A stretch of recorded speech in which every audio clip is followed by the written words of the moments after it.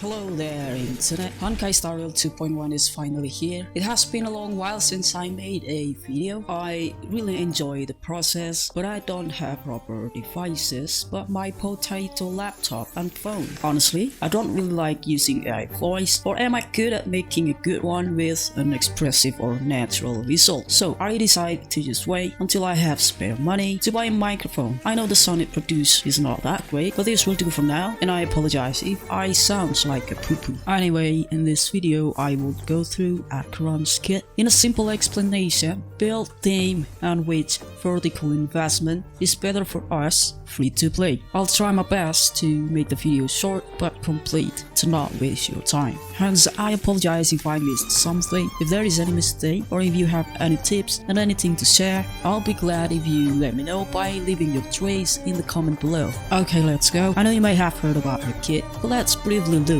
Her ultimate is activated by stacking 9 stacks of /stream, or SD for short, and she gains more damage by using her ultimate on enemy that has stack of Crimson Knot. Now that is the basic understanding of her kit. Her basic attack is a single target and deals lightning damage. Acheron's skill, area lightning damage, and can be used to gain 1 stack of SD and inflicts 1 Crimson Knot to the main target enemy. Technique, she will slash the enemy, and if she entered battle, this technique can reduce enemy's toughness bar regardless of their type, and when enemy toughness is broken, it will trigger lightning break effect. Quadrivalent Ascendance made her gain 1 /stream and 1 Crimson Knot after casting ultimate. Acheron's technique is also a one-hit kills 2 normal monsters in the open world as well as the simulated universe. One fun mechanic of her technique is that she will not consume any technique points if she didn't hit any enemy, so we can spam her technique just for fun.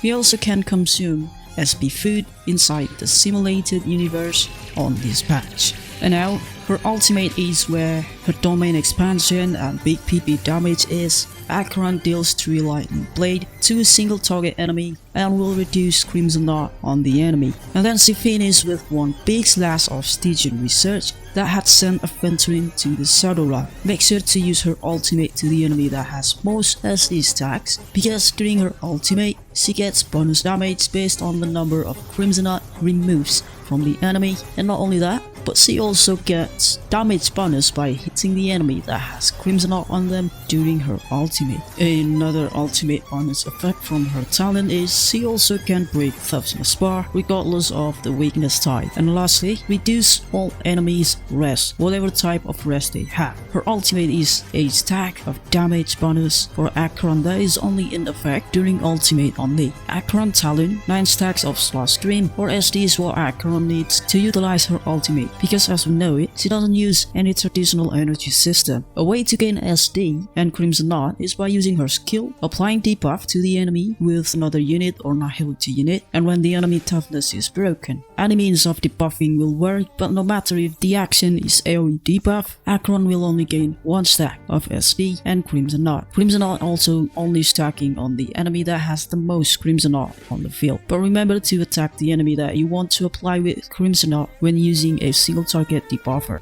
If an enemy with Crimson Knot exits the battle or is defeated, their Crimson Knot stack will be transferred to another enemy that is still in battle and has the most Crimson Knot on them. Bonus traces, Red Oni. When the battle begins, Acheron will start with 5 /stream and applies 5 Crimson Knot to a random enemy. And then when SD is at max, obtained SD that exceeds the limit will become Quadrivalent Ascendant stack. Quadrivalent is like a deposit that will be converted to SD stack after casting ultimate, so we will not have to worry about a waste of teammates' ultimate skill point to re-debuff the enemy if Acheron has her ultimate ready, but the previous debuff happens to be gone with the win or expired. Next bonus traces, the Abyss. When there are 1 or 2 nihility units other than Acheron, Acheron will get a bonus damage for her basic attack, skill, ultimate. Literally her overall damage is increased, and maybe Acheron's risk also increased by this.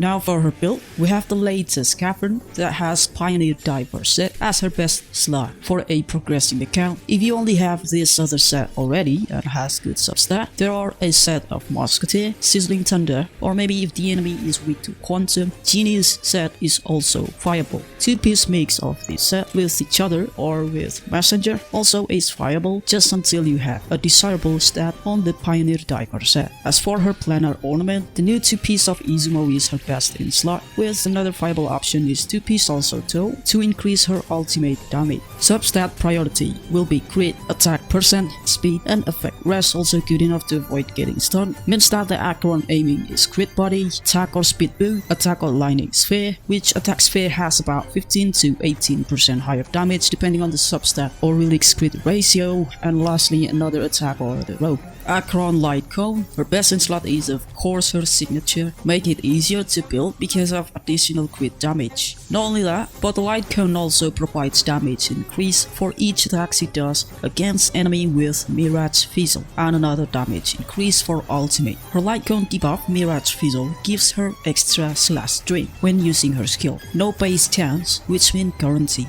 Following along her signature light cone is S5 Good Night Sleep Well. That's surprisingly the best 4-star light cone we can pull on Acheron in current patch. Problem is it's a gacha light cone and it's not always available on the banner, which make it hard for some players to get its copy. It is also the best 4-star for Kafka, and I only managed to snatch just 4 copies of this light cone. Next up is Silver Wolf's light cone. Enable basic attack to also help stacking SD. Crit rate, affix, and damage increase. But the drawback from this light cone, and as well as Kafka's light cone, is that Acheron's kit doesn't need any effect hit rate. Another light cone that is available for her is Kafka's light cone. It also apply erode, but maybe once every 3 turns because it has base chance. All the while, Acheron doesn't focusing her stat on effect hit rate, and I think it is better to use it on Kafka rather than to put it on Acheron. And then we have Sob's Exchange light cone in the name of the word, which is Welt's signature. In S3, this light cone is competitive with the other in the buff, but of course it is better not to buy it from the shop. But maybe if we got it when we lose 50-50, it's fine. The currency we are using to exchange to this light cone is better trade off with gold tickets, because it will need equals to 30 gold tickets just to trade 1 copy of this light cone. Many thought that she needs her signature light cone to deal damage before her release, or it may slow her to stack her SD without it. But truthfully, although Fermata is restrictive in team building because the damage increases only affecting enemies with wind and lightning dot, but despite this restriction and needs, she is still performing well with S5 Fermata.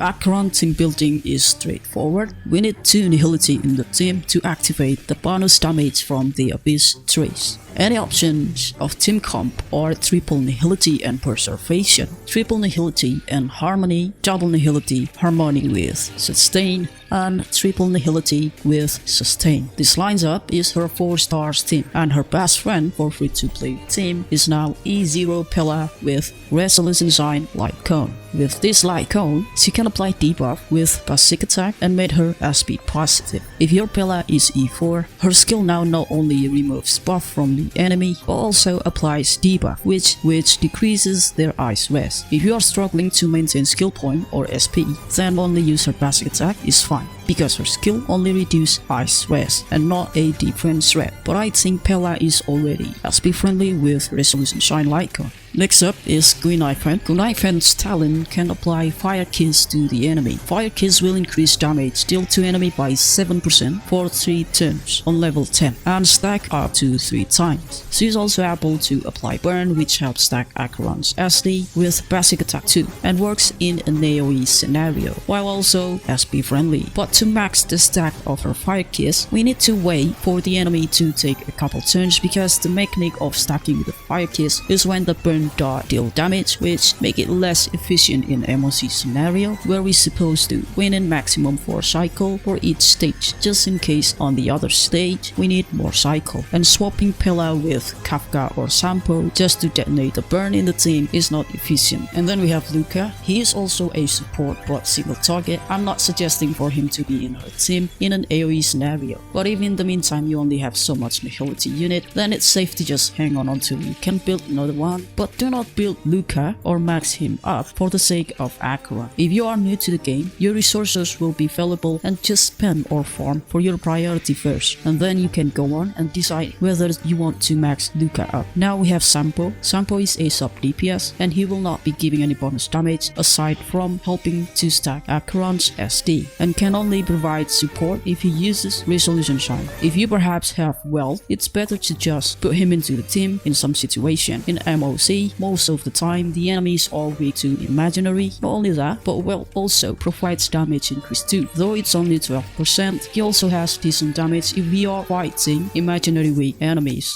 Then we have Fire Trailblazer with Trend of Universal Lycan. Fire MC's taunting ability also count as a buff, plus the burn DOT from the Lycan. They will be a nice addition on the team. Although it sounds great, the shield they provide is kind of thin, but if you think that you can survive or tank the damage and win the cycle, then Fire MC being on the team is okay and will help stack Acheron's SD faster than using healer or sustain, because the only sustain that will work with Acheron is Gallagher, who can apply a debuff to the enemy while also healing. He is a new character, and some players may not have the resources to build him just yet. Now for the limited character for Acheron's team. First up, Silver Wolf. Although she is single target unit, she offers constant debuff, has defense threat, plants weakness with possibility to match with our DPS element, and she is SP friendly. Next up is Sparkle. It is not surprising that her support ability even exceeds the bonus damage from Acheron's A for bonus in some scenario. Instead of using two nihility with Acheron, just use one and run them with Sparkle. Sparkle can advance Acheron's turn to stack her own SD, and she provides extra skill point, which is so convenient, and her synergy is pretty much good with most DPS in the game.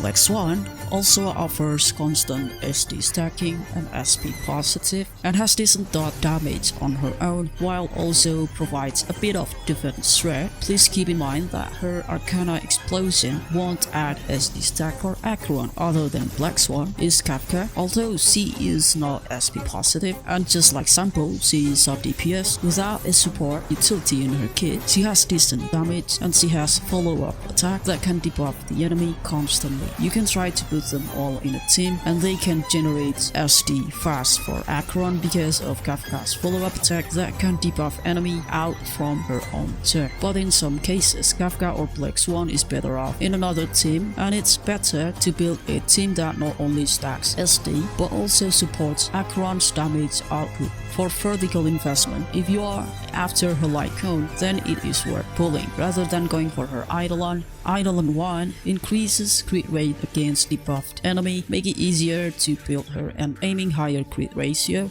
Eidolon 2 is where she will not need 2 nihility in the team to gain 160% bonus damage from her A4 trace, and she gains slash dreams and crimson art faster just by starting her own turn. So it enables her to gain faster stack and flexibility because the restriction of having 2 nihility is now no more. I think this is where my money at if I want a vertical investment and have enough tickets to pull. Eidolon 4, increasing enemies' vulnerability to Acheron's ultimate, and is another bonus for her ultimate but not as valuable as E2. Eidolon 6 basically transform her to mid grinder. She has Sukuna ability to slash but with Gojo domain expansion visual. E6 increases her ultimate all type rest penetration by 20% against enemy, and she will exercise her basic attack and skill as ultimate, which is unbelievably OP.